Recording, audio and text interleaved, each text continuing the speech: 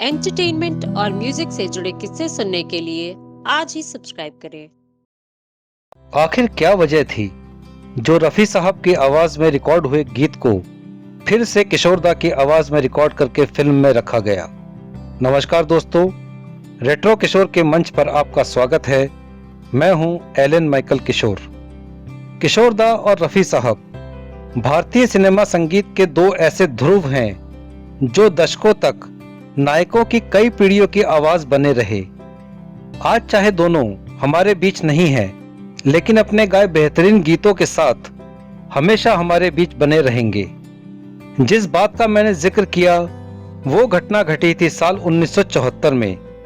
Sujata international के banner तले एक फिल्म बन रही थी, दुल्हन। इस फिल्म में मुख्य भूमिकाएं निभा रहे थे जितेंद्र जी और हेमा मालिनी जी। फिल्म के निर्माता थे बी आनंद वल्ली जी और निर्देशक थे CV राजेंद्रन जी।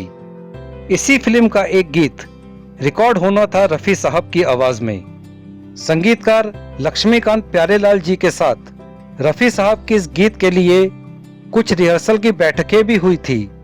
फाइनली वो दिन आया जब इस गीत की रिकॉर्डिंग होनी थी। रफ़ी साहब सही वक्त पर रिकॉर्डिंग स्टूडियो पहुंच गए। लक्ष्मीकांत प्यारेलाल जी पहले से ही रिकॉर्डिंग स्टूडियो में थे। गीत की रिकॉर्डिंग शुरू हुई, लेकिन कुछ तकनीकी दिक्कत आ गई। टेक्निकल प्रॉब्लम की वजह से गीत पूरा रिकॉर्ड नहीं हो सका।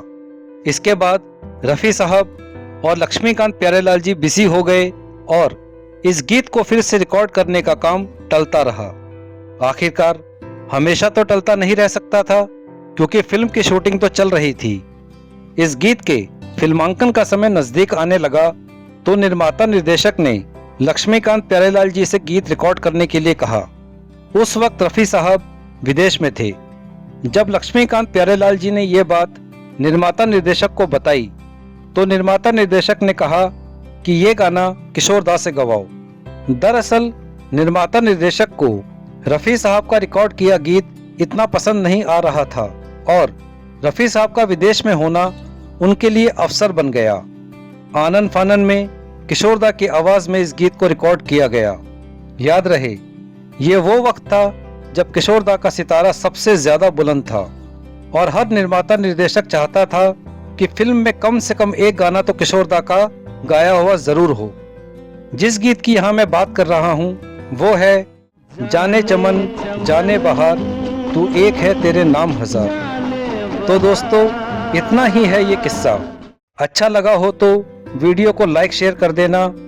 चैनल को सब्सक्राइब करके बेल आइकन को जरूर प्रेस कर देना। अगर आप रेट्रो किशोर को सपोर्ट करना चाहते हैं तो सुपर थैंक्स के जरिए कर सकते हैं। आज के लिए इजाजत, नमस्कार।